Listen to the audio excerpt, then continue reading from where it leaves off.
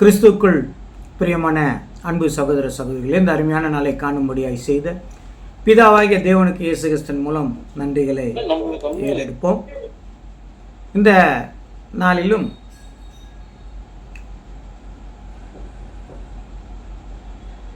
அதாவது நாம் தேவனை விட்டு விட்டோமோ, தேவன் நம்மை விட்டு விட்டாரா, அது குறித்து ஒரு சின்ன ஒரு காரியத்தை நாம் இப்போது பார்க்கலாம். தேவனுடைய பெரிதான கிருபையினாலும் காரியத்தினாலும் இரக்கத்தினாலும் ஒருமனப்பட்டவர்களாய் நாம் இங்கே வந்து சேர்வதற்கு அவர் பாராட்டின் அன்புக்காய் நன்றி செலுத்துகிறோம். ஒரு வசனம் வாசிப்போம் என்றால் அதில் சொல்கிறாங்க, மலைகள் விலகினாலும் என் கிருபை உன்னை விட்டு விலகாது என்று நாம் வாசிக்கிறதாக நாம் பார்க்கிறோம். ஒரு வசனம் வாசிக்கலாம். ஏசாயா புத்தகம் 54ஆம் அதிகாரம் 10வது வசனம். ஏசாயா புத்தகம் 54:10. மலைகள் விலகினாலும் பர்வதங்கள் நிலை பெயர்ந்தாலும் என் கிருபை உன்னை விட்டு விலகாமலும் என் சமாதானத்தின் உடன்படிக்கை நிலை பெயராமலும் இருக்கும் என்று உன்மேல் மனதுருகுகிற கர்த்தர் சொல்லுகிறார். பாத்தீங்களா, மலைகள் விலகினாலும் நான் உன்னை விட்டு என்ன பண்ண மாட்டேன், விலக மாட்டேன் என்று தேவன் அங்கே வாக்கு கொடுத்திருக்கிறார். இப்போது நிறைய வேதத்தில் நிறைய முரண்பாடான வசனங்கள் இருக்குது. அது கொஞ்சம் இப்போ நான் ஸ்டடி பண்ணிகிட்ருக்கிறேன். வருகிற நாட்களில் அந்த முரண்பாடான வசனங்கள் சிலதெல்லாம் நம்ம தொகுத்து பார்க்கலாம், இல்லைங்களா? அதனால் அதாவது தேவன் சோதிக்கிறாரா அல்லது சாத்தான் சோதிக்கிறானா அப்படின்னும்போது, தேவன் சோதிக்கிறார்னு வசனம் இருக்குது, தேவன் சோதிக்கிறதில்லை சாத்தான்னா சோதிக்கிறான்ற கூட வசனம் இருக்குது. இப்படி முரண்பாடான சில வசனங்கள் இருக்குது. அதுக்கான அர்த்தங்கள் என்னென்னு நம்ம கொஞ்சம் கொஞ்சமாக நாம் பார்க்கலாம். இது எதை குறிக்கிறது என்றது குறித்தெல்லாம் நம்ம கொஞ்சம் கொஞ்சமாக அதை பார்த்துட்டே வரலாம். ஓகே, இந்த நாளிலும் தேவன் நம்மை விட்டு விலகுவாரா இல்லை நாம் தேவனை விட்டு விலகுவோமா அப்படின்னு நம்ம பார்க்குறோம். தேவன் நம்மை விட்டு விலகுவார் அப்படின்னு சிலர் சொல்கிறாங்க, இல்லை நாம் தான் தேவனை விட்டு விலகுவோம் என்று சிலர் சொல்கிறாங்க. இப்போ தேவன் நம்மோடு இருக்கிறார் அப்படின்னா என்ன அர்த்தம்னு தெரிஞ்சால் தேவன் நம்மை விட்டு விலகிறாரா அப்படின்றது நமக்கு தெரிஞ்சிடும், இல்லைங்களா? இப்போ தேவன் நம்மோடு இருக்கிறார்னா எப்படி இருக்கிறார்? வசனத்தின் மூலமாக இருக்கிறார், வார்த்தையின் மூலமாக தான் இருக்கிறார், இல்லையா? பைபிள் வசனத்தை நாம் கை கொள்ளும்போது தேவன் நம்மோடு கூட இருக்கிறார் என்றது நமக்கு தெரிஞ்சிடும். அதே நேரத்தில் தேவன் நம்மை விட்டு விலகினார் அப்படின்னா நாம் தேவனுடைய வார்த்தைக்குள்ளே இல்லைன்றது அதனுடைய பொருள். தேவன் நம்மளை விட்டு என்ன பண்ணுறதில்ல, எப்போவுமே விலகிறதில்ல. அதுக்கு தான் புதிய ஏற்பாட்டில் ஒரு உதாரணம் சொல்லும்போது, நல்ல குமாரன் கெட்ட குமாரன் ஒரு கதை சொல்லுவோமே, இல்லைங்களா? அது உதாரணமாக சொல்வதுண்டு. அவன்தான் என்ன பண்ணான், அப்பாவை விட்டு விலகினான், ஆனால் அவர் விலகவே இல்லை. அதனால் தேவன் ரொம்ப அன்புள்ளவர். ஆதாம் ஏவாள்னால் நம்மளுக்கு கஷ்டம் வந்ததுன்னு தேவனுக்கு தெரியும்.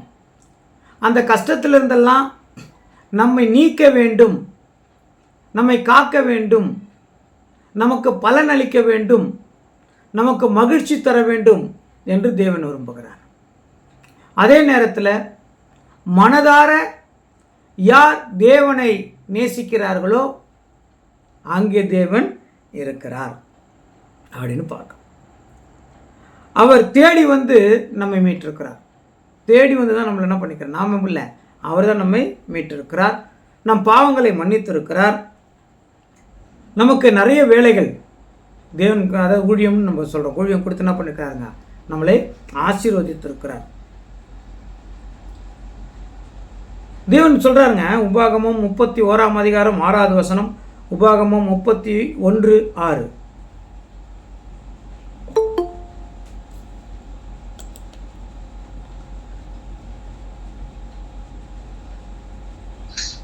நீங்கள் பலம் கொண்டு திடமானதாய் இருங்கள், அவர்களுக்கு பயப்படவும் திகைக்கவும் வேண்டாம். உன் தேவனாகிய கர்த்தர் தாமே உன்னோட கூட வருகிறார். அவர் உன்னை விட்டு விலகுவதும் இல்லை, உன்னை கைவிடுவதும் இல்லை என்று சொன்னான். தேவன் தாமே உம்மோடு கூட வருகிறார், நீ பலன் கொண்டு திகனமானதா இரு, திகையாதே. அது எவ்வளோ ஒரு 5-6 ரவுடிங்க அங்கே நிற்கிறாங்க, அவங்கள நம்மளை அட்டாக் பண்ணுவாங்கன்னு தெரியும் போது அங்கே ஒரு போலீஸ் இன்ஸ்பெக்டர் வந்து நீ தைரியமாக போ, நான் பார்த்துக்கிறேன், எது நடந்தாலும் நான் பார்த்துக்கிறேன் அப்படின்னும் போது ஒரு அசட்டு தைரியத்தோட நம்ம என்ன பண்ணுவோம், மூவ் பண்ணி போவோம். அப்போ எந்த பிரச்சனையாக இருந்தாலும் என்னோட கூட யார் இருக்கிறாருங்க, அந்த வார்த்தை தான் நம்மளுக்கு என்ன பண்ணுது, பேலன்ஸ் செய்கிறது. நம்ம சங்கீதம் 23 நம்ம ஒரு விஷயம் நம்ம வாசிக்கும்போது, அவர் உங்களை புல்லுள்ள இடங்களில் மேய்த்து அமர்ந்த தண்ணீர் ஆண்டையில் நடத்தி செல்லுகிறார்னு இருக்கும். இப்போ புல் எது, தண்ணீர் எது அப்படின்னா, புல்லுனா சத்தியம், சத்தியத்தை மேய்ந்துகொள் அப்படின்னு ஒரு வசனம் வரும். அப்போது மேயிறது, சத்தியத்தை மேய்ந்துகொள்னா மேயிறது, அது புல், சத்தியம்னா புல். இப்போ தண்ணீர் வசனம். இப்போ வசனத்திற்கும் சத்தியத்திற்கும் இருக்கிற வேறுபாடு என்ன, வித்தியாசம் அப்படின்னு பார்த்தோம்னா, வசனம் அது தனியாக இருக்கும், தெரியும் நம்மளுக்கு. அந்த வசனங்களின் தொகுப்பு தான் சத்தியம். வெறும் வசனத்தை மட்டும் நம்ம எடுத்தோம்னா நிறைய விஷயங்கள்லாம் ஆகிடுங்க, தப்பாயிடும். அந்த வசனத்தெல்லாம் சேர்த்து அதில் இருக்கிற சத்தியத்தை என்ன பண்ணோம், புரிஞ்சுக்கணும். அதுதான் நம்மளுக்கு முக்கியம். அது ஃபார் எக்ஸாம்பிள் இல்லைங்களா, ஆத்துமா சாகாது அப்படின்னு ஒரு சில வருஷத்தில் வச்சு நம்ம பேசுறது உண்டு. ஆனால் ஆழமாக பார்த்தோம்னா ஆத்துமானா சுவாசிக்கிற ஜீவி, உயிருள்ள, அது மரித்தவங்களை குறிக்கல அப்படின்னு பார்க்குறோம். அதுக்கு எப்படி பார்க்குறது, ஒரு வசனம் இருக்குதா, இல்லை, பல வசனங்கள்லாம் சேர்த்து ஆராய்ந்து பார்க்கணும். அதுதான் ஆராய்ச்சின்னு எல்லாத்தையும் சேர்க்கிறது. அப்போ சத்தியம் என்பது அது புல்லை குறிக்கிறது, வசனம் தண்ணீரை குறிக்கிறது. வசனமும் நம்மளுக்கு தேவை தான். சில நேரங்களில் நம்ம சோர்ந்து போயிருக்கும்போது சில வசனங்கள் நம்ம என்ன பண்ணணும்னா தேற்றும். அதான் இப்போ இந்த வசனம் பார்த்தோமே, பலன் கொண்டு தினமனதாயிரு, திகையாதே, நான் உன் தேவன், அவர் உன்னை நான் கைவிடுவதும் இல்லை, உன்னை விட்டு விலகும். இது கேட்கும்போது எப்படி இருக்குங்க மனசுக்கு, இது வசனம், இது தண்ணி. அப்போ தண்ணி நம்மளுக்கு வேணும் தான். ஆனால் தண்ணியே வேணுமா, தண்ணியே குடிச்சிருந்தா உடம்பு கேட்டு பலன் வேணும் வரும். அப்போ பலமானது வேணும் இல்லையா, அப்போ புள்ளையும் என்ன பண்ணணும், சாப்பிட்ணும், பலமான ஆகாரமும் சாப்பிட்ணும். இன்றைக்கு சபைகளில் தண்ணி போதனை தான் ஜாஸ்தி, நல்ல தண்ணி குடிக்கணும் நல்ல. அப்போ தண்ணி வேணாமான்னா இல்லை, ஒருத்தன் தாகமாக இருக்கிறான்னா அவனுக்கு தண்ணி வேணும் தான், கரெக்டுங்களா? அவன் தாகமாக இருக்கிறவனுக்கு நீங்கள் என்னத்தான் சாப்பாடு விலை உயர்ந்த உணவு வாங்கி கொடுத்தா கூட அவனுக்கு அது மேலே நாட்டம் போகாது. ஃபஸ்ட்டு ஒரு கிளாஸ் தண்ணி வேணும். அப்போ ஒருத்தர் ரொம்ப பிரச்சனை இருக்கிறான்னா அவனுக்கு ஆசீர்வாதமான அல்லது அவனை பலப்படுத்துகிற தேவனுடைய வசனம் அவனுக்கு வேணும். அங்கே போய் அவனுக்கு சத்தியம் சொல்லிக்க முடியாது, அங்கே போய் பெருசாக அவனுக்கு டீச் பண்ண முடியாது. அவனுக்கு தவிர்ப்பா வசனம் பாரு, தினம் கொண்டு பலமானதாக இரு, தினம் கொண்டு அப்படியே திடமானதாக இரு, பலனோடு இரு, தேவன் உன்னோடு கூட இருக்கிறார் பாரு, பயப்படாத அப்படின்னா அவ்வளோதான், அந்த வசனம் அவ்வளோதான். அது அவனுக்கு ஒரு உற்சாகத்தை கொடுக்கும். தண்ணி வேணும். ஆனால் தண்ணி மட்டும் இல்லை, புல்லும் வேணும், ஆழமான சத்தியமும் நம்மளுக்கு வேணும் இல்லைங்களா? அப்போ ரெண்டுமே சேர்ந்து தான் இருக்கணும். ஆனால் இங்கே சொல்லும்போது ரொம்ப அழகாக சொல்கிறாங்க, பலன் கொண்டு திடமானதாக இரு. நல்ல நம்மளுக்கு ஒரு பலன் ஆப்பா, தேங்க்ஸ் காட். ஏன் அப்படி சொல்கிறார் அப்படின்னா, 1 நாளாகவும் 28:20, 1 நாளாகவும் 28:20.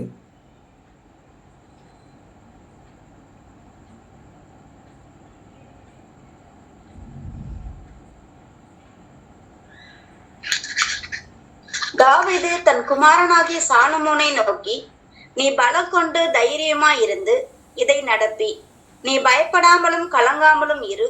தேவனாகிய கர்த்தர் என்னும் என் தேவன் உன்னோட இருப்பார்.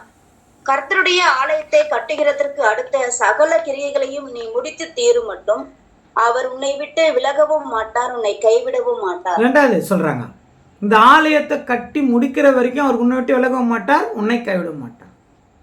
இப்போ தண்ணீர் மாத்திரமல்ல, பலமான ஆகாரங்களையும் உண்ணுகிறவர்களாய், சத்தியத்தை அறிகிறவர்களாய் நாம் மாறின பிறகு நாம் தேவனுடைய ஆலயமாக ஆயிடுறோம் வரோம். அப்போ தேவனுடைய ஆலயம் கட்டி முடிக்கிற வரைக்கும் நம்ம விட்டு அவர் விலகுவதில்லை, அவர் நம்மை கைவிடுவதில்லைன்னு எடுத்துக்கலாம். ரொம்ப சந்தோஷமாக வனாந்திர பயணத்தில் போயிட்டுருக்கோம். நம்மளும் வனாந்திர பயணம் போயிடும். அங்கேயும் வனாந்திர பயணம் போனாங்க பழைய ஏற்பாடில். வனாந்திர பயணத்தில் போனவங்களுக்கும் இதே வார்த்தையை ரிப்பீட் பண்ணுறாரு. நெகேமியா 9ஆம் அதிகாரம் 19வது வசனம். நெகேமியா 9:19.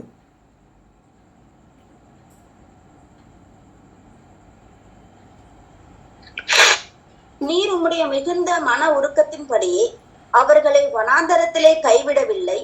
அவர்களை வழிநடத்த பகலிலே மேகஸ்தம்பமும் அவர்களுக்கு வெளிச்சத்தையும் அவர்கள் நடக்க வேண்டிய வழியையும் காட்ட இரவிலே அக்னி ஸ்தம்பமும் அவர்களை விட்டு விலகவில்லை. இரவில அப்போ தேவன் எல்லா ஆங்கிலும் இருந்து என்ன பண்ணிருக்கிறாங்க, அவர்களை காத்து வந்திருக்கிறார் என்றதாக நாம் பார்க்கிறோம். 40 வருஷம் அவர் ஒருத்தர் சொன்ன வாக்கின்படி அவர் யாரையும் விட்டு விலகாமல் அவர்கள் அக்னி ஸ்தம்பம் மேகஸ்தம்பமாக எங்கே சொன்னாரோ அது வரை என்ன பண்ணியிருக்கிறாங்க, கூட்டிட்டு வந்திருக்கிறார் அப்படின்றாக பார்க்கணும். பாருங்க, அதாவது தேவனை விட்டு விலகுவது அப்படின்னா தேவன் என்ன சொன்னாரோ, தேவன் எதை செய்ய சொன்னாரோ, தேவன் எப்படி நடக்க வேண்டும் என்று கூறினாரோ அதை விட்டு விலகினா ஆகிடுங்க. அது அடுத்த ஒரு இதில் நம்ம பார்க்கலாம்.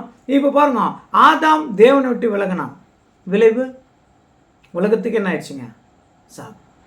தாவீது தேவனை விட்டு விலகினார், விளைவு அவருடைய மகன் ஆயிட்டாருங்க, போயிட்டான். அப்போ தேவனோடு எப்போவுமே இருக்கணும்னா இல்லைங்களா, ஒரு 12 காரியங்கள் இருக்குதுங்க. அது தனித்தனியாக ஒரு நாளைக்கு பார்க்கலாம். முதலாவது வேதம் வாசிக்கணும், பைபிள் ரீடிங். இல்லைங்களா, பைபிள் ரீடிங்கு அதாவது ஒரு காலத்தில் வேதம் வாசிப்பதே குறிக்கோளாய் நடத்திட்டு இருந்தோம். ஆனால் போக போக சாத்தான் அதை என்ன பண்ணிட்டான், கொஞ்சம் கொஞ்சமாக எடுத்துட்டான். ஆனால் பைபிள் தொடர்ந்து என்ன பண்ணோம், ஒரு நாளைக்கு ஒரு அதிகாரமாவது குறைந்தபட்சம் என்ன பண்ணோம், வாசிக்கணும். இல்லைங்களா, எப்போ பைபிள் வாசிப்பு இல்லையோ அப்போது தேவனுடைய சித்தம் தெரியாது. தேவனுடைய சித்தம் தெரியாததுனால நாம் தவறுகிறோம். நல்லா நம்ம அண்டர்ஸ்டாண்ட் பண்ணிக்கணும். அதான் சொன்ன பலமான ஆகாரம். இல்லைங்களா, யாருக்கு பலமான ஆகாரம் இருக்குதோ அவங்க தான் தேவன் வார்த்தையின்படியே வருவாங்க. தண்ணி மட்டும் குடிச்சுன்னு என்ன வரும், அவங்களுக்கு தேவையான ஆசீர்வாதம் இருந்தால் போதும். ஆனால் கிறிஸ்துவுக்கான வாழ்க்கை அவங்களால வாழ முடியாது. ஆனால் தான் அநேக கிறிஸ்துவர்கள் கேட்கும்போது இவங்கெல்லாம் ஒரு கிறிஸ்துவங்களாப்பா, கிறிஸ்துவ மாதிரி நடக்கலையே அப்படின்னு சொல்லுவாங்க.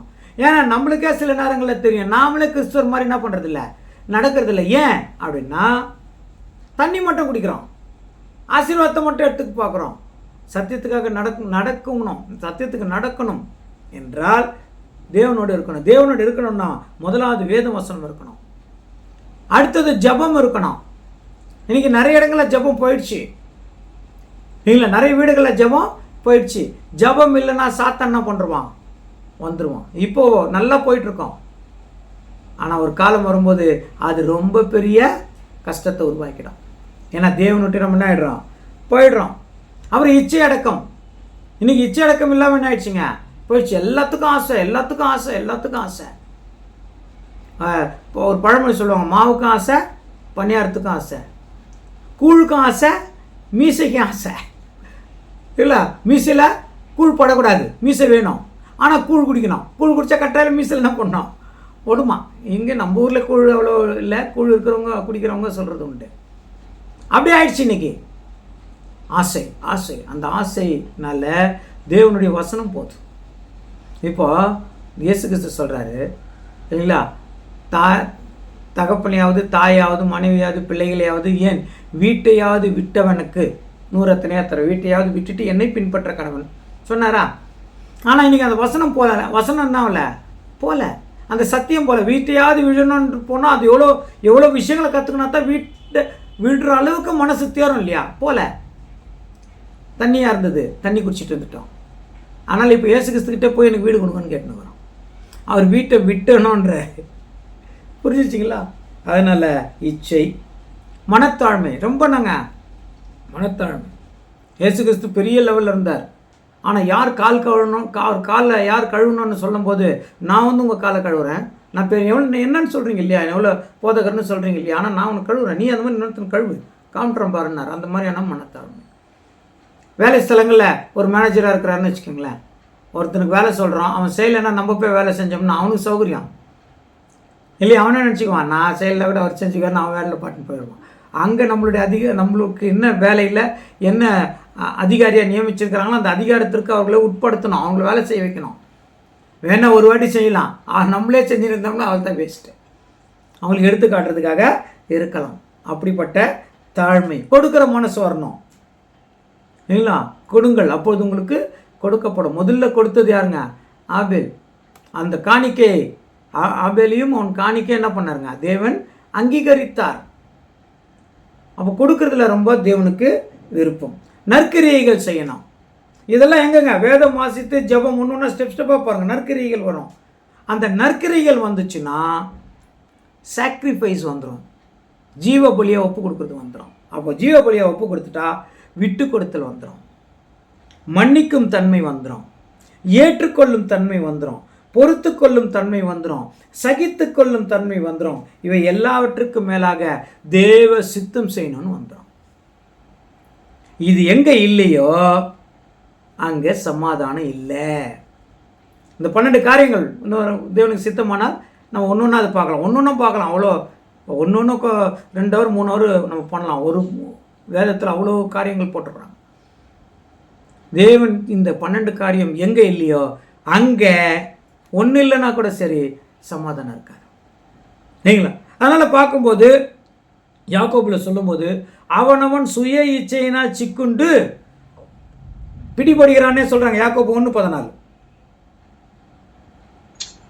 அவனவன் தன் தன் சுய இச்சையினாலே இழுக்கப்பட்டு சிக்குண்டு சோதிக்கப்படுகிறான். பாத்தீங்களா? அடுத்த வசனங்க. பின்பு இச்சையானது கர்ப்பம் தரித்து பாவத்தை பிறப்பிக்கும், பாவம் பூரணமாகும் போது மரணத்தை பிறப்பிக்கும். பாவம் பூரணமாகும் போதுன்னா அவங்க மரணத்தை பிறப்பிக்கும். அப்புறங்க, என் பிரியமான சகோதரரே மோசம் போகாதிருங்கள். போதுங்க, கிளியரா சொல்ல, மோசம் போற காரியம் ஆயிடும் இல்லைங்களா? சுயமாக இருக்கும்போது இந்த காரியங்களை விட்டு நம்ம விலகும் போது தேவன் விட்டு என்ன ஆயிடுறோம்? நாமத்தான் விளங்கிறோம். தேவன் வாக்கு கொடுத்தவர், அவர் மாறுறதில்லை. இப்போ நல்லா யோசனை பண்ணலாங்க. நாமத்தான் தேவனை விட்டு விலகி இருக்கிறோம். அப்படி ஒத்துக்கிட்டா உண்மையிலே நம்மளுக்கு பிரச்சனை தான். அப்போ அந்த பிரச்சனையை சரி பண்ண அவரால் கூடும். இப்போ கூட ஒன்றும் இல்லை, வாபஸ் போயிடலாம். தேவன் சமாதானத்தின் தேவன். அவர் எங்கே இருக்கிறாரோ அங்கே சமாதானம் உண்டு. இப்போ ஒரு ப்ரேயர் மீட்டிங் வைக்கிறீங்க, ப்ரேயர் மீட்டிங்கில் வீட்டில் ப்ரேயர் மீட்டிங் நடந்தாங்கன்னாங்க ஒரு சமாதானம். இப்போ கேட்டுட்டு இருக்கிறீங்க, இதுலலாம் உங்களுக்கு சமாதானம். தேவனுடைய வார்த்தை எவ்வளோக்கு எவ்வளோ காதுக்குள்ளே போதோ அவ்வளோக்கு எவ்வளோ சமாதானம். எந்த அளவுக்கு உலக பிரகாரமான காரியங்கள் காதுக்குள்ளே போதோ அந்த அளவுக்கு வருத்தாங்க, சமாதானமே இருக்காது இல்லைங்களா? வேறு வேறு காரியங்கள், சினிமா காரியங்கள், பொழுதுபோக்கு காரியங்கள், கிரிக்கெட்டு, அதில் ரொம்ப ஆர்வம், அதில் ரொம்ப இன்ட்ரெஸ்ட்டு இல்லைங்களா? செல்ஃபோனு காரியங்கள், அதிலே ரொம்ப இன்ட்ரெஸ்ட்டு. தேவன் விஷயத்தில் கொஞ்சம் கூட ஈடுபாடே கிடையாது. ஏதோ டைம் பாஸு, கொஞ்சம் ரிலாக்ஸாக்காக இப்போ அப்படி ஒரு நிமிஷம் 2 நிமிஷம் அப்படி போயிட்டுனாங்க, கொஞ்சம் ரிலாக்ஸ் பண்ணிக்கலாம். எனக்கு நைட்லலாம் சம்டைம் தூக்கமே இருக்காது, சுத்தமாக தூக்கம் இருக்காது, அப்படியே ஃப்ரெஷ்ஷாக இருக்கும் உடம்பு. அப்போ நான் செல்ஃபோனை வச்சுட்டு நான் ஏதாவது மெசேஜ் வேறு ஏதாவது தேவன் காரியங்கள் அதில் என்ன பண்ணுறோங்க, என் டைம் வேஸ்ட் பண்ணி ஏன் நான் தூங்காமல் சும்மா அது எதுன்னு பார்த்து வேஸ்ட் பண்ணிட்டு இருக்கிறது. கொஞ்சம் டைம் இருக்கிறதுக்கு முன்னாடி என்ன பண்ணிடணும் செய்யலாமா? அப்படி நிறைய சப்ஜெக்ட்ஸ் நான் பண்ணியிருக்கிறேன். நைட்டில் தூங்காமல் விடிய தூங்க மாட்டேங்க, 5:30 வரைக்கும்லாம் தூங்க மாட்டேன். இப்போ முந்தானில் கூட அப்படி தான் ஆச்சு. 5 o'clock வரைக்கும் நான் டைம் பார்த்தேன் காலையில். அப்புறம் 7 o'clockலாம் வெளியே கிளம்ப வேண்டியதாச்சு. ஒரு 1 hour 2 hour தாங்க, அவ்வளோ கஷ்டம் ஆயிடுச்சு. எந்த நேரங்களிலும் நம்ம தூக்கம் வரலன்றதுக்காக தவறாக என்ன பண்ணிடக்கூடாதுங்க இல்லைங்களா? ஏன்னா தேவனை விட்டு விலகக்கூடாது. சிலர் நினைக்கிறாங்க இல்லைங்களா, நான் ஜபம் பண்ணுறதுனால தான் எனக்கு பிரச்சனை வருது. கேள்விப்பட்டிருக்கிறீங்களா? சில வீடுகளில் ஜபம் வேண்டான்னே நினச்சிட்டாங்க. வேணாம், இந்த ஜபம் நடத்தினாலே என் வீட்டில் சமாதானம் போதியா, அதனால் இந்த ஜபமே வேணாம். அப்போ தேவன் விட்டு விலகிறது யாரு? தேவன் விலகலை, சாத்தான் அதை விதைக்கிறான். அது பாருங்க, உனக்கு தேனுங்க, நாம் தேவனை ஆராதிக்கிறதுனாலும் துதிக்கிறதுனாலும் தேவன் நம்மளை விட்டு விலகிறாரா? அப்படிப்பட்ட தேவனையை நம்ம ஆராதிக்கிறோம், துதிக்கிறோம். நாம் வீட்டில் ஜப கூட்டம் நடத்தினாலோ அல்லது வீட்டில் ப்ரேயர் குடும்பமாக உட்காந்து ஜபம் பண்ணாலோ குடும்ப சமாதானம் போயிடுமா? அப்படியேப்பட்ட தேவன் தான் நம்ம ஆராதிக்கிறோம், துதிக்கிறோமா? ஏங்க சமாதானத்தின் தேவன் தானே அவரு. அப்புறம் தேவனுக்காக நான் செய்தேனா, தேவனுக்காக இருந்தானா எனக்கு சமாதானம் போயிடும்னு சொன்னா, அப்போ அந்த காரியத்தை யார் விதைக்கிறா? சாத்தான். ஏன் விதைக்கிறான் தெரியுமா? நான் இந்த 12 காரியங்கள் இருக்குதுங்க. இந்த 12 காரியங்களில் ஒன்று குறைந்தாலும் அவன் மற்ற விஷயத்தை விதைச்சிருவான். சரிங்களா? அதனால தான் சொல்கிறாங்க உபாகமம் 31:29. உபாகமம் 31:29.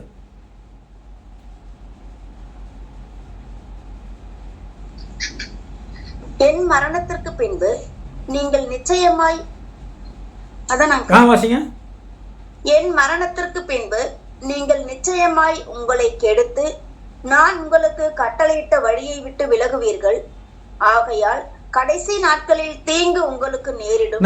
கட்டளைகளை விட்டு விலகினா தீங்கு உங்களுக்கு நேரிடும். உங்கள் கைக்கிரியலினாலே கர்த்தரை கோபப்படுத்தும்படிக்கு அவர் பார்வைக்கு பொல்லாப்பானதை செய்வீர்கள் என்பதை அறிவேன் என்று சொல்லி. பாருங்க, பொல்லாப்பானதை செய்வேன், கர்த்தருக்கு கோபம் உண்டாக பொல்லாப்பானதை செய்வேன். அப்போ கர்த்தரை விட்டு விலகினால் என்ன வந்துடும்? கட்டாயம் கஷ்டம் வருங்க. கட்டாயம் கஷ்டம் வரும். நான் அதில் காம்ப்ரமைஸ் ஆகவே முடியாது. அது உங்களுக்காக இருந்தாலும் சரி, எனக்காக இருந்தாலும் சரி, தேவன் என்னோடு கூட பேசுகிறாரு தான் நான் நினைக்கிறேன். நான் எப்போ செய்தி எடுத்தாலும் அது உங்களுக்கு, மற்றவங்களுக்கு நான் நினைக்கிறதும் இல்லை, எனக்கு. நானும் என்னை கரெக்ட் பண்ணிக்கணும். கிளியராக சொல்லிட்டாரு. வசனம் தாங்க முக்கியம். தேவன் சொல்லிக்கிற வசனம் முக்கியம். அதுதான் சட்டம். அவருடைய கட்டளைகள் ரொம்ப முக்கியம். அந்த கட்டளைகளை கை கொண்டு நடக்க வேண்டியது ரொம்ப முக்கியம். கட்டளைகளை கை கொள்ளனா இது வரும். இதுதான் ஞான மார்க்கம். 2 பேர் சொல்கிறாங்களே, இந்த ஞான மார்க்கத்தை என்ன பண்ணிடாதீங்க, விட்டுடாதீங்க. 2ஆம் அதிகாரம் 21வது வசனத்தில் பேதுருல சொல்கிறாங்க பாருங்க. 2 பேதுரு 2:21. அவர்கள் நீதியின் மார்க்கத்தை அறிந்த பின்பு தங்களுக்கு ஒப்புவிக்கப்பட்ட பரிசுத்த கற்பனையை விட்டு விலகுவதை பார்க்கிலும் அதை அறியாதிருந்தார்கள் ஆனால் அவர்களுக்கு நலமாய் இருக்கும். சொல்றாங்களா? அறியாதிருந்தாலும் அவர்களுக்கு என்ன இருக்கும்? நலமா இருக்கும். அப்புறங்க முடிச்சுச்சா? 21 ஃபுல்லா முடிஞ்சுச்சாங்க. ஓகே, இன்னொரு வாட்டி வாசிக்கலாங்க. அவர்கள் நீதியின் மார்க்கத்தை அறிந்த பின்பு தங்களுக்கு ஒப்புவிக்கப்பட்ட பரிசுத்த கற்பனையை விட்டு விலகுவதை பார்க்கிலும். நீதியின் மார்க்கம் அறிந்த பின்பு என்னங்க சொல்றதாக பார்ப்போம். ஓகே, இப்போ ஒன்று புரிஞ்சுக்கணும். தேவன் என்னை விட்டு விலகினாரா, நான் தேவனை விட்டு விலகினேனா? இப்போ அதே கொஞ்சம் மாற்றி பார்ப்போம். எது எனக்குள்ளே போகணும், எது எனக்குள்ளேருந்து வெளியே வரணும், அது நிறைய வசனம் இருக்குது. அதுதான் நம்மளுடைய சர்ச்சினுடைய டாக்டரின், கிறிஸ்துவின் சபையினுடைய டாக்டரின். நாங்கள் எது உள்ளே போகணும், எது வெளியே வரணும்னு தெரிஞ்சுக்க. அதுதான் கிறிஸ்துவனுடைய டாக்டர். யோபு 28:28. யோபு 28:28.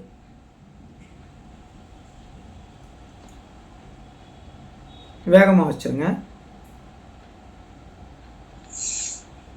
மனுஷனை நோக்கி இதோ ஆண்டவருக்கு பயப்படுவதே ஞானம், பொல்லாப்பை விட்டு விலகுவதே புத்தி என்றார் என்று சொன்னான். இன்னொரு வாட்டி வாசிக்கலாம். மனுஷனை நோக்கி இதோ ஆண்டவருக்கு பயப்படுவதே ஞானம். அப்போ தேவனுக்கு பயப்படணும், உள்ள போனோம். அப்புறம் பொல்லாப்பை விட்டு விலகுவதே, பொல்லாப்பு வெளியே வந்துடணும். போதுங்க, பொல்லாப்பு வெளியே வந்துடணும். ஞானம் உள்ள போனோம், பொல்லாப்பு வெளியே வந்துடணும். சரிங்களா? நீதிமொழிகள் 13:19.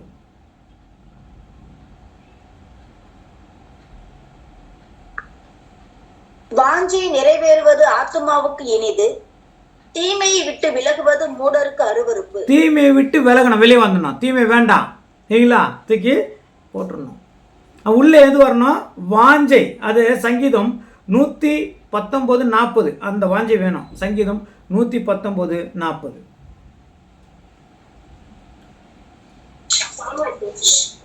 இதோ உம்முடைய கட்டளைகள் மேல் வாஞ்சையா இருக்கிறேன், உமது நீதியால் என்னை உயிர்ப்பியும்.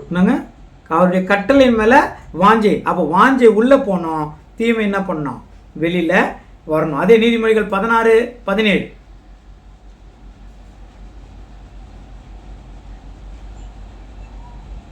தீமையை விட்டு விலகுவதே செம்மையானவர்களுக்கு சமாதான பாதை. தீமையை விட்டு என்ன பண்ணோம்?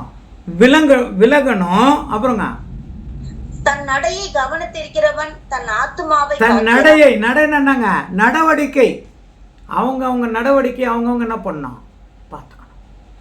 மருத்துவத்தில் ஒரு விஷயம் சொல்லுவாங்க இல்லைங்களா? என்னன்னா, ஒவ்வொருத்தரும் அவங்களுடைய உடம்பை அவங்க பார்க்கணுமா, ஒவ்வொருத்தரும் அவங்களுடைய உடம்பை பார்க்கணுமா. ஒவ்வொரு முறையும் 10 நாள் 15 நாள் ஒரு முறையும் நம்ம உடம்பை நம்மளே பார்த்துக்கணும். இல்லைங்களா, பார்த்தா நம்ம உடம்புல எங்கெங்கே பிரச்சனை ஆகுது அப்படின்னு நம்மளுக்கே தெரியும். சில நேரத்தில் நம்ம உடம்பை நம்ம கவனிக்கிறது இல்லை. இல்லைங்களா, வயிற்றுல எங்கேயோ ஒரு இடத்துல ஒரு சின்னதாக ஒரு கட்டி மாதிரி கவனிக்கிறது இல்லை. அது பெருசாலாம் கவனிக்கிறது இல்லை. நம்ம அப்படியே என்ன பண்ணிடுறோம், இக்னோர் பண்ணிடுறோம். ரொம்ப முகத்தை பார்க்கறது மூஞ்ச மட்டும்தான், வேற என்ன எதுவும் கவனிக்கிறது இல்லை. இல்லைங்களா, ஆனால் கவனிச்சா நம்ம உடம்புல சேஞ்சஸ் ஆகும்போது ஏதோ ஒரு வியாதி உங்களுக்கு அட்டாக் ஆக போகுதுன்னு அர்த்தம். நான் கூட நிறைய கிளிப்ஸ்லாம் கூட அதெல்லாம் அனுப்பிச்சிட்ருக்கிறேன். அதுபோல் ஆவிக்குரிய உடம்பு கவனிக்கணும். நம்முடைய நடவடிக்கைகள் உற்று பார்த்து எல்லாத்தையும் என்ன பண்ணுங்க, கரெக்ட் பண்ணணும் அப்படின்னு பார்க்குறோம். அடுத்தது சிஸ்டர் வேகமாக வாச்சிருங்க, கரண்ட்டு கட் பண்ணிட்டு போகிறாங்க. அப்புறம் வேகமாக வாச்சிருங்க. அடுத்த வசனம் நீதிமொழிகள் 13:18. ஏன்னா மழை வருது, ரொம்ப இடியா இருக்கு. புத்திமதிகளை தள்ளுகிறவன் தரித்திரத்தையும் இலச்சையையும் அடைவான். கடிந்து கொள்ளுதலை கவனித்து நடக்கிறவனோ கனம் அடைவான். கடிந்து கொள்ளுதலை கவனித்த எனக்கு ஏன் அந்த பிரச்சனை வருது, அது கடிந்து கொள்ளுதல் கவனிக்கணும். அப்போ கவனிச்சு அதை விட்டுருணும், வெளியே போயிடணும். புத்திமதி உள்ள போகணும். நீங்களா, அப்போ சொல்றாங்க எபிரேயர் 3:12 வசனம். எபிரேயர் 3:12 வேகமா சொல்லலாம். சகோதரரே, ஜீவனுள்ள தேவனை விட்டு விலகுவதற்கு ஏதுவான அவிசுவாசம் உள்ள பொல்லாத இருதயம் உங்களில் ஒருவனுக்குள்ளும் இராதபடிக்கு நீங்கள் எச்சரிக்கையாயிருங்கள். பாத்தீங்களா, ஜீவனுக்கு ஏதுவான பொல்லாப்பான இருதயம் இல்லாத மாதிரி என்ன பண்ணுங்க, எச்சரிக்கையா இருங்கள் என்று சொல்லி அப்புறங்க முடிஞ்சிச்சா? அடுத்த வசனம், உங்களில் ஒருவனாகிலும் பாவத்தின் வஞ்சனையினாலே கடினப்பட்டு போகாத ஜாக்கிரதையா இருங்க. அப்போ தேவன் நம்மளை விட்டு விலகிறது இல்லை. நாம இந்த மாதிரி காரியங்களை இறங்கும் போது ஈஸியா ஒரு வார்த்தையை இக்னோர் பண்ணிடுறோம், தள்ளிடுறோம், விட்டுடுறோம். நாம தான் தேவன் விட்டுடுறோம். அதுதான் தேவனை விடுறது. தேவன் நம்மள என்ன பண்றது இல்லை. அப்போ திருப்பி அந்த வார்த்தையை எடுத்துக்கும் போது அவர் கூட நம்ம ஏத்துக்கிறாரு பாருங்க, இல்லைங்களா. இப்போ உபாகமம் ஃபர்ஸ்ட் சொல்றாங்க, 3 இடத்துல உன்னை விட்டு விலகுதல்னு சொல்றாங்க. வேகமா ஆச்சலாம். முதலாவது உபாகமம் 31:8.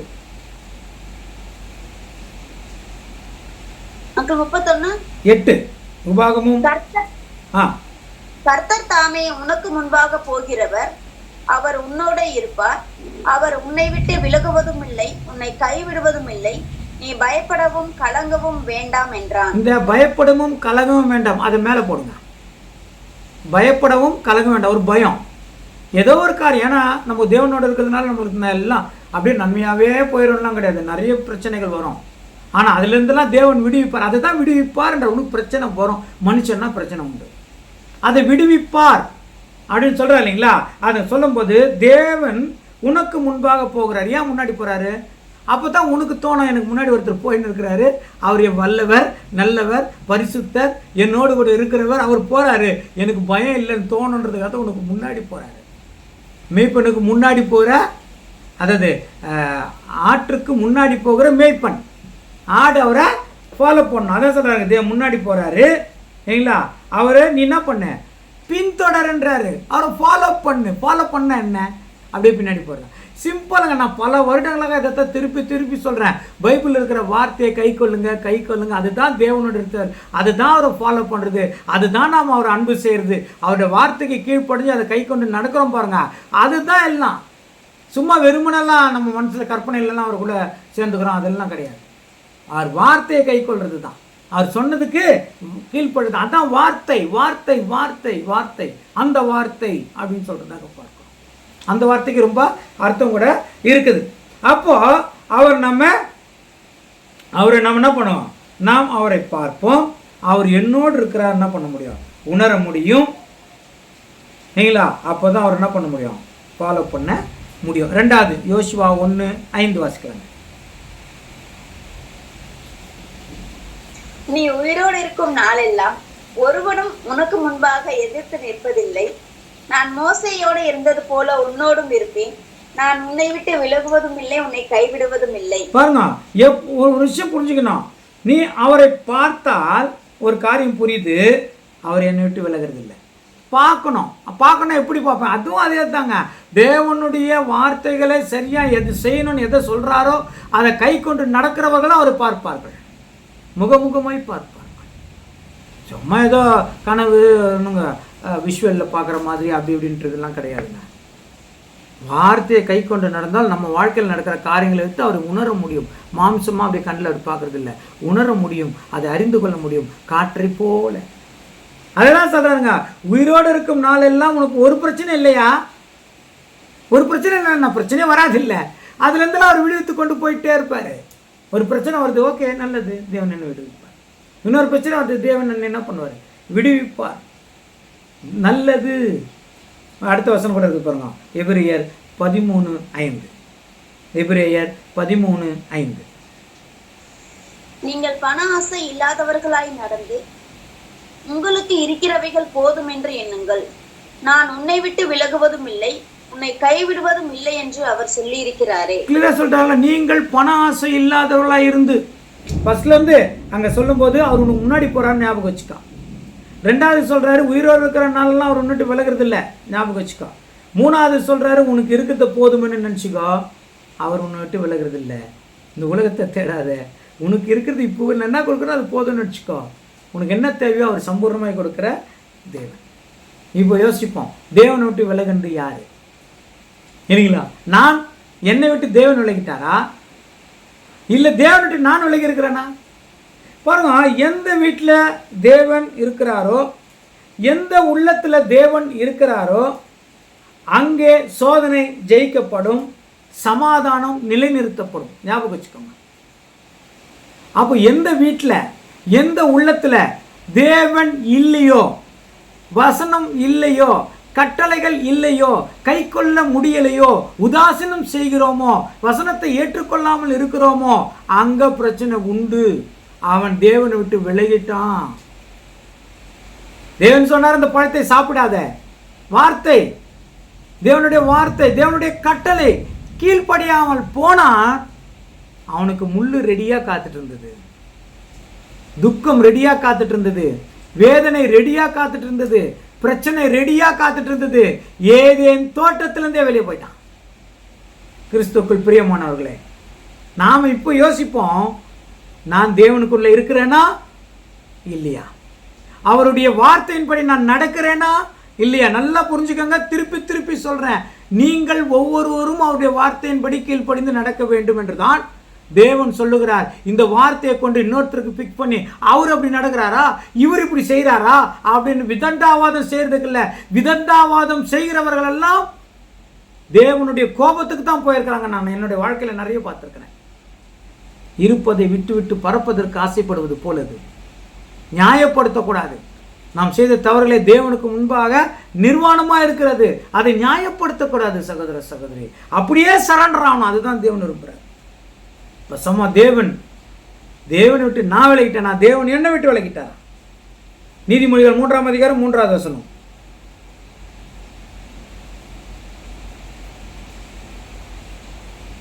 நீதிமொழிகள் 3:3. கிருபையும் சத்தியமும் உன்னை விட்டு விலகாதிருப்பதாக, நீ அவைகளை உன் கழுத்திலே பூண்டு அவைகளை உன் இருதயமாகிய பலகையில் எழுதிக்கொள். கிருபையும் சத்தியமும். நாம் தப்பு செய்கிறோம், ஆனால் தேவன் கிருபையாக மன்னிக்கிறாரு. அதை பிடிச்சிக்கணும். அப்பா நீங்கள் மன்னிச்சிட்டீங்க, இனிமேல் நான் செய்ய மாட்டேன். சத்தியம் இல்லைங்களா? தேவனுடைய ஊழியக்காரர்களுக்கு கொண்டு எவ்வளவோ சத்தியங்கள் நாம் காதில் கேட்குறோம். இல்லைங்க, ஏற்கனவே சத்தியத்தை பற்றி சொல்லிவிட்டு அது இன்னொரு முறை சொல்ல வேண்டியதில் உங்களுக்கு தெரியும். அந்த சத்தியத்தை கை கொள்ளணும். அந்த சத்தியத்தை என்ன பண்ணக்கூடாது, விட்டுடக்கூடாது. எந்த சூழ்நிலையிலையும் யாருக்காகவும் எதற்காகவும் சத்தியத்தை விட்டு போகக்கூடாதுங்க. அது ரெண்டுத்தையும் என்ன பண்ணுங்க, இருக்கணும். அது உன்னுடைய இருதய பலகையிலே எழுதிக்கா, பர்மனண்டான்றாங்க. அப்பொழுது நான் நம்மளுக்கு எல்லா ஆசீர்வாதம். யாரோ ஒருத்தர் பேசுகிறார், இது எதுக்கு நான் ஃபாலோ பண்ணணும்னு தயவுசெய்து நினைக்காதீங்க. அவர் வேதத்திலிருந்து எடுத்து கூறினால் அது தேவனுடைய வார்த்தை. தேவன் உங்களோடு கூட பேசுகிறார். அது இவர் இப்போ நான் பேசிட்டு இருக்கிறேன், இந்த ஆள் ஒரு மனுஷன்னு நினச்சா நீங்கள் விட்டுருங்க. நான் சொல்கிற வார்த்தைகள் பைபிளுக்குள்ளே இருந்து நான் பேசினேன்னு நீங்கள் நம்பினா அதை ஏற்றுக்கங்க. அதையும் தேவன் சொல்றாரு. எபிரேயர் 12ஆம் அதிகாரம் 25வது வசனம், எபிரேயர் 12:25. பேசுகிறவருக்கு நீங்கள் செவி கொடுக்க மாட்டோம் என்று விலகாதபடி எச்சரிக்கையாயிருங்கள். ஏனெனில் பூமியிலே பேசினவருக்கு செவி கொடுக்க மாட்டோம் என்று விலகினவர்கள் தப்பி போகாமல் இருக்க, பரலோகத்திலிருந்து பேசுகிறவரை நாம் விட்டு விலகினால் எப்படி தப்பி போவோம்? காசிங்களா, இங்க பேசுறவங்கள விடலன்னா அவர் ரொம்ப ஸ்ட்ராங், அவர்கிட்ட தப்பிக்க வாய்ப்பே இல்லை. சரிங்களா? கடைசியாக ஒரு வசனம் வாசிச்சு நம்ம முடிச்சிடலாம். எபிரேயர் 54:10. எபிரேயர் 54:10. சங்கீதமா எபிரேயரா? ஏசியா 54:10. மலைகள் விலகினாலும் பர்வதங்கள் நிலை பெயர்ந்தாலும் என் கிருபை உன்னை விட்டு விலகாமலும் என் சமாதானத்தின் உடன்படிக்கை நிலை பெயராமலும் இருக்கும் என்று உன்மேல் மனதுருகுகிற கர்த்தர் சொல்லுகிறார். தேவன் மனதுருகிற கர்த்தர். நம்ம கஷ்டங்களை பார்த்துட்டு சந்தோஷப்படுற கர்த்தர் இல்ல, அவர் மனதுருகுகிற கர்த்தர். அதை நல்லா புரிஞ்சுக்கணும். அவர் நம்ம விட்டு விளங்குறது இல்லை. நம்மளுக்கு கஷ்டம் வரும், பாடுகள் வரும், பிரச்சனை வரும், அதெல்லாம் வராமல் இருக்கிறதுக்கு என்ன வழின்னு அவர் தான் சொல்லி கொடுக்குறாரு. சொல்லி கொடுக்குற வழியில் நம்ம ஃபாலோ பண்ணும்போது அவர் கூட வந்து நம்மளுக்கு என்னெல்லாம் செய்யணுமோ அவ்வளோத்தையும் செய்கிறாரு. தேவனை விட்டு விலகுகிறது மனுஷன்தான், தேவன் இல்லை. தேவன் நம்மளை விட்டு விலகிறது இல்லை. எப்போ நாம் தேவனுக்குள்ளே இருக்கிறோமோ நம்மளோட கொடுக்குறார். சகோதர சகோதரி, எங்கே உங்களுக்குள்ள வேத வசனமும் வேத வாசிப்பும் ஜபமும் எங்கே அதிகமாக இருக்குதோ அங்கே தேவன் இருப்பார். உங்களுக்குள்ளே நீங்கள் அதிகமாக வைத்தால் அங்கே தேவன் இருப்பார். தேவனுடைய அன்பும் அவருடைய கிருபையும் அவர் காருண்யமும் எப்பொழுதும் நம்மை விட்டு விலகாது. அவர் மிகுந்த அன்புள்ளவர். ஓகே, இந்த செய்தி உங்களுக்கு பிடிச்சிருந்தால் நீங்கள் சப்ஸ்கிரைப் பண்ணுங்கள். மற்றவர்களையும் உங்களுக்கு தெரிஞ்சவர்களுக்கும் அந்த செய்தியை அனுப்புங்க. தேவன் உங்களை ஆசீர்வதிப்பார். நன்றி. கர்த்தருக்கு ஸ்தோத்திரம்.